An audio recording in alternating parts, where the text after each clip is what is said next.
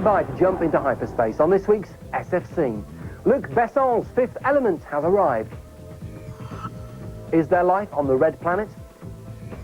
And we tour the World Wide Web to find the best sci-fi websites. Hello and welcome to this week's SF Scene. Later on we'll be finding out what's worth collecting in the world of sci-fi memorabilia. And for the film purists, we've got a laserdisc player with some sci-fi classic movies to give away. But first, let's find out what's happening in the part of the galaxy where Caroline Tudor is queen. Is it a bird? Is it a plane? No, it's Nicolas Cage. And SF Scene asked him if there was any truth in the rumours that he'll be donning the infamous red cape for the all-new Superman movie. It's possible, but it's definitely not a done deal, so I don't feel comfortable talking about it because right now it's not set in stone. So you've got to try the tights on first and see how they feel. Yeah, I mean, I have to restrain myself from talking about it.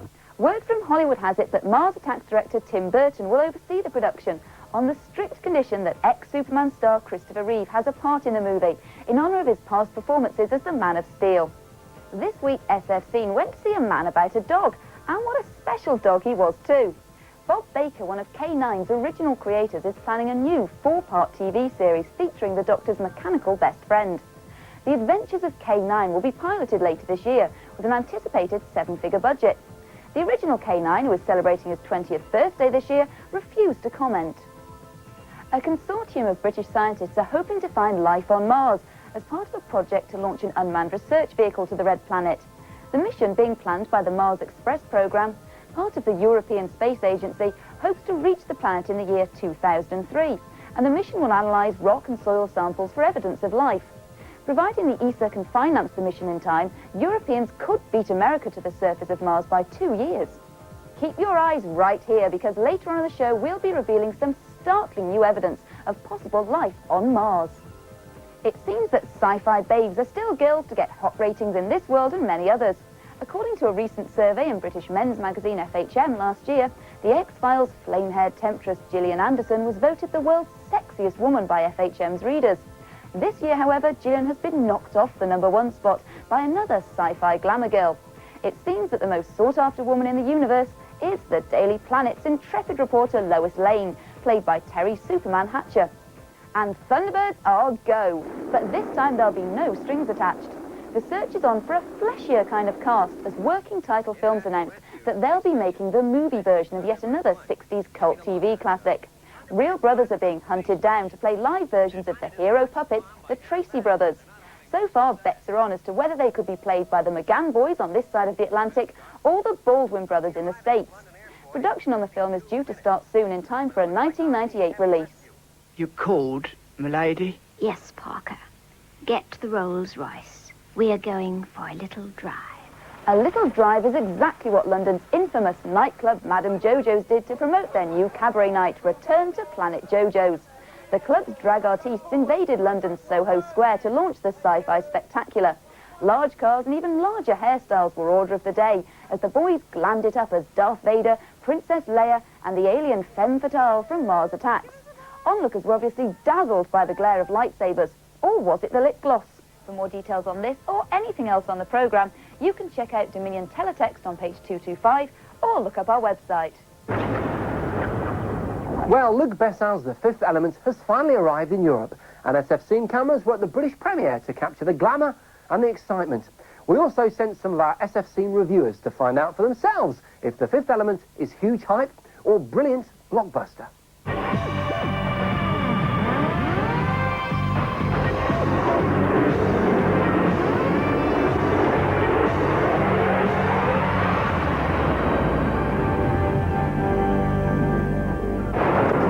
Luc Besson, the man behind Nikita, The Big Blue and Leon, has returned to the world of sci-fi with The Fifth Element.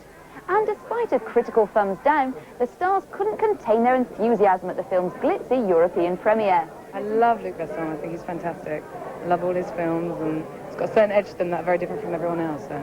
As long as it's got action in it, it's great. You know, I've seen most of Bruce Willis's films anyway, so, you know, I'm a big fan, and I think it's going to be quite an exciting one. It's mega production, it's big cinema.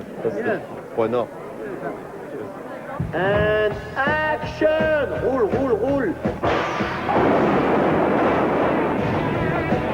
Now I've seen the Fifth Element. I think that the movie is very fresh, very young.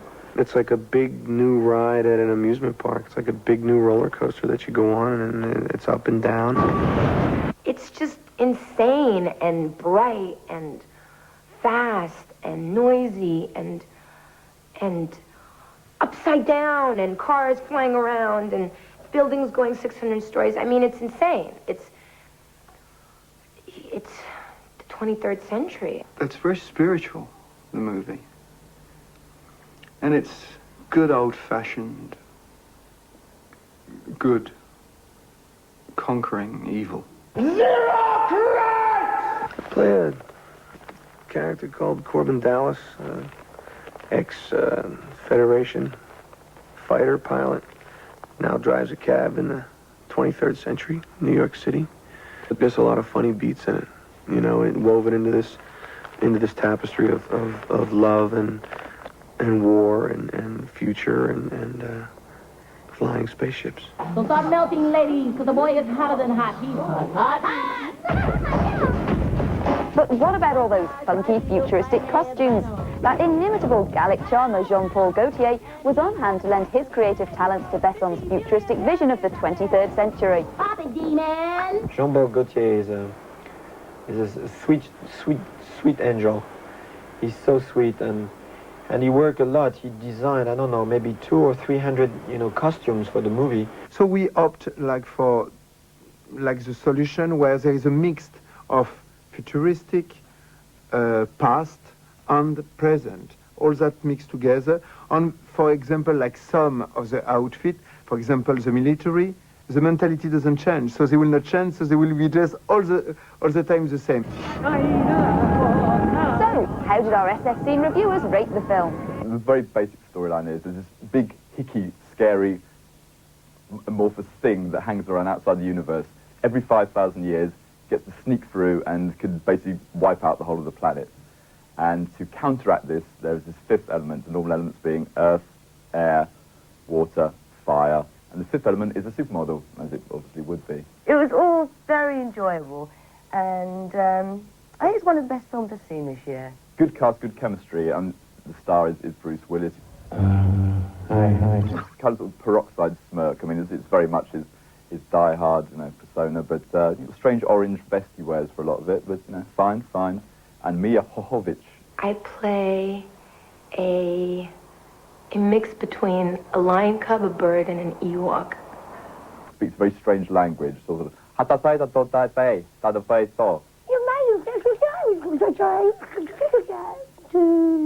It's the divine language, the ancient language. Yeah, at first it's cute, but then it starts sort of getting really cute, and you start thinking, ah. Gary Oldman is the villain of the piece. Again. I thought he was fantastic in it. His acting's superb anyway. My dear Agnon, how about those two little planes that you borrowed? Agnon, is that you? What an ugly face. It doesn't suit you. Take it off. That's better. Never be ashamed of who you are. Visually, it was fantastic, but I hated the love scene. There wasn't a love scene. That was it. There wasn't a love scene, but there was this sort of love element in Bruce Willis falls in love with this sort of like 16-year-old girl, and he's about a 48-year-old man, and they just, physically, they just didn't match. Basically, I loved the love interest. I found it very, very touching, and my face was wet by the end of it with tears. Very exciting in places, not as exciting as Leon, and not as funny as Mars Attacks, but 7 Saturns out of 10, maybe 7.5. My favourite. Is there or has there ever been life on Mars? SF Scene is on the case. SF Scene continues after the break. Sphinx and the Great Pyramid. You'd probably think I was talking about Egypt. Not so. I'm actually talking about landmarks in a region millions of miles away on the surface of Mars. Sounds unlikely, I know, but joining me is a man who claims to have made some startling discoveries. David Percy. Hi, David. How you doing? Fine. First of all, what have you discovered? Well, we've been studying pictures that were originally taken back in 1975. by the Viking orbiter. Yeah. And when certain of these images were first made available to the journalists, some said, "What's that face?" And they were looking at what appeared to be a face, which is about a mile in height from top to bottom, staring out from the surface of Mars. NASA said, oh, in effect, and take no notice of that, that's just a trick of the light. Well, in fact, we found that this isn't correct, because they took 2 sets of pictures 35 days apart. And both sets of pictures, with different sun elevations, show this face. So really, NASA wasn't telling the truth. Now, this area is very interesting because to the west of this face is an area which we call the city. And it's made up of a large collection of pyramids. Further to the east, there's a very large crater. And then to the south of this crater is a spiral mound, probably a mile in diameter. Now, if you take an area of England, which was, I suppose we were pointed to looking at this area by a particular crocglyph that was formed in '92 at the foot of Silbury Hill. Now, this crocglyph actually incorporated the mass ratios in its layout of Mars and Earth. So it prompted me to look at a book that I happen to have called Prehistoric Avebury by Aubrey Burl. So when I looked at this aerial photograph, I thought, well, hang on a minute. This looks incredibly like that particular crater on Mars. Firstly, in the distance in this photograph, you could see Silbury Hill. Now, Silbury Hill is also a mound with a spiral ascending it. I took an Ordnance Survey map of the area and found, to my absolute amazement, it all corresponded. Okay, I've got 2 words for you. First word's amazing. Second word, coincidence. It could all be a coincidence. Of course it can be a coincidence, but you've got to explain how the topography and the geography of these areas correspond in exactly the way that they do. How people, many thousands of years ago, managed to copy a complex on Mars. Because we've been told that it would have taken about 700 people 10 years to construct Silbury Hill. It would have been equivalent to putting a man on the moon. Why would they do it? It must have been really important. And the question is, did they do it? Let's take it back to people who we generally agree do know about these things, NASA. They originally said, this is a trick of the light. You know, now you're talking about Mars. Yes. Now, nobody really knows the answer to Avebury, but on Mars, NASA said it's a trick of the light. Okay. Now, when we looked at this face in great detail, we realized that the early researchers had assumed that the face on Mars was symmetrical. So we now have enhanced information from the shadow. And we found that the right-hand side of the face looking out into space is hominid, and the left-hand side looking out into space is leonine. Well, that's a sphinx. We've got a sphinx next to pyramids on Earth, and we've got a sphinx next to pyramids on Mars. Now, isn't that interesting? And are you saying that this is the result of, say, extraterrestrial life? Well, you said it, but we've got here a situation of something carved by intelligence, and we didn't do it. And we're wondering whether there is any intelligent life in the universe other than us. David Percy, thank you very much. And there'll be more about Mars soon on the Sci-Fi Channel as NASA's Pathfinder probe lands on the Red Planet in early July. Now, you may have seen the letters WWW splashed everywhere. No, it's not the World Women's Wrestling Federation, but rather the World Wide Web. And SF Scene has spent a week on the net checking out the best in sci-fi sites. SF Scene paid a visit to Internet Cafe Siberia to surf cyberspace with Mike Hale, managing editor of Internet magazine. If you're just getting started on the internet with sci-fi, the best place to start, as with all sites on the web, is with search engines such as AltaVista or Lycos, and then you key in the specific name of what you're looking for or the general term, and you'll find that you'll quickly get away and you're into the web before you know it. But you can key in your favorite film, your favorite character. But the problem is you're going to get an awful lot of sites to pages, sites to then look through. Anything in the region of 100,000 is not unusual. You don't want to spend all that time looking at those sites, so the way to do it is to actually just put quote marks around the specific name of the program, the film, or the character that you want to find. Good starting points for sci-fi on the internet. Sci-Fi Web is probably my favorite. It has a lot of content, some money has been spent on it, but mainly it's very well designed. It's very easy to find your way around. There are links to all your usual favorites, the Star Wars, the X-Files, the Star Treks of the world. But there are also links to news groups where you can join in the chats. There are links to further other sites, and it's just an endless myriad. Once you start, you're away. The slightly more bizarre sites like the X-Files drinking game and the Star Wars cocktail sites are good fun, and they'll make people laugh, and people will go once, maybe twice. They might even try the games out. For more information on all the sites we've mentioned, take a trip to the Sci-Fi Channel's Dominion website or visit teletext page 225.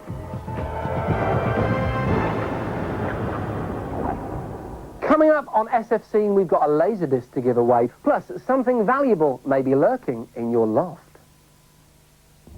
SF Scene continues after the break. Got a bit of a sci-fi secret for you. With every big movie release nowadays comes a whole bunch of merchandise. I'm talking about T-shirts, baseball caps and toys. But what costs you a couple of credits now could bring megabucks in the future, as Caroline found out. So what do you make of all this then, R2? Whether you prefer original 1950s tin toys or the more modern film-linked memorabilia, collecting sci-fi toys is a growing market. I went to meet collector and model maker Bob Gold, who has taken his obsession with sci-fi figures to the outer limits. I got a bit fed up with making something, buying something, put it away in a cardboard box in the loft and never ever seeing it. We moved into this house which had more rooms than we needed, so I was given permission to have one of the rooms. 2 years later, this is it. It's only a part of the collection, but it's the more presentable stuff. I'm different to a collector. I sort of exhausted the commercially available kits, and they were usually of vehicles, never of characters. So I started making character figures, slightly larger scale, and of material rather than plastic. So they ended up more realistic, hopefully. So, out of all of this, which are your favourite pieces? There's lots of little things that are nice, but I suppose the baby's got to be R2-D2. It took me about 3 years to build. Someone's offered me £2,000 for R2. I'd never ever sell him, but if I did, it would be for a lot more than £2,000. Bob may not be ready to part with his babies just yet, but there are plenty of collectors who are more than willing to sell up. At Christie's auction house in London recently, there was a collection of vintage sci-fi toys for sale made out of tin. They're quite rare nowadays because they got broken and thrown away, discarded, and these ones here are ones that have been put away in the attic and discovered, about 30 years later. The space toys normally range between £80 up to £1,000 each. That's a general guide, but they can go up to 4,000 or 5,000. The astronaut is probably the most valuable one. He's quite a rare one. The Batman, he'll probably fetch about 1,000. The Robbie the Robot, he would be 1,000, but his dome is cracked. So he's now only 200. That's the difference. These toys on the table are my childhood generation. That's why I like working with them now, probably. People that are in their late teens and early 20s through to their early 30s probably will become nostalgic towards things like Star Wars and Star Trek. If someone wanted to start collecting modern toys, what do you think is going to hold the most value? If I could predict, I'd be very rich in a few years' time, but we'll see. The Star Trek Klingon makeup kit, it's £49.75. Sci-fi collectors can pick up bargains anywhere, even on the shopping channel QVC. But how do you make sure your toys retain their value? Toy dealer Paul Mulvey gave SF Scene some expert advice. The best way to preserve any toys, of course, is to keep it out of the damp. Try not to play with them. That's the main rule. Never play with your toys. I mean, they're not for playing with, are they? And try and keep the packaging. If you want them out of the package, flat pack the box, put it up in the attic or something, but make sure you keep the box. And now, for all those of you who want to know whether any of your old Star Wars toys are going to make you rich, here is the SF Scene Star Wars Top 5. At number 5, holding steady is the box set Dagobah action playset, where R2 can sink into his own swamp. A new entry at number 4. It's a rare Luke Skywalker figure, very sought after because of his brilliant white Stormtrooper uniform. Another non-mover at number 3. It's the legendary A-Wing fighter. Storming in at number 2, he may be lurking at the back of your toy cupboard, the one and only Yak Face. And at this week's SF Scene number 1, it's the Death Star. It may only be made of cardboard, but mint and boxed, you could be sitting on a small fortune. Well, that's gotten me up in the loft for at least the next 2 weeks. How would you like to win this Pioneer Laserdisc player, plus some sci-fi movie classics? All you've got to do is answer this question. Which Terry Gilliam film had Bruce Willis travelling back in time to stop a plague-ridden future? If you know the answer, then dial. If you live in the UK, 0891 11 2001. Or if you live elsewhere on the globe, 44 990 200 505. But as always, please get permission from the person who pays the bill before you make that call. That's it for this week on SF Scene, but as H.G. Wells would have asked, what is the shape of things to come? Well, Mr. Wells, I know, well, as far as next week's concerned. We chat to the man behind the men in black. I'm going to count to 3. He's always crazy. Why don't you get a massage? 3. You insensitive prick! Do you have any idea how much that stings? I suppose you know what kind of alien life form leaves a green spectral trail in crave sugar water, do you? Oh, wait, that was on Final Jeopardy last night. Dad, we have a bug. There's a behind-the-scenes look at new British sci-fi chiller, The Uninvited. People say, oh, X-Files, but I don't think it is another X-Files. It's, as I say, goes back probably further to Invasion of the Body Snatchers and the Invaders.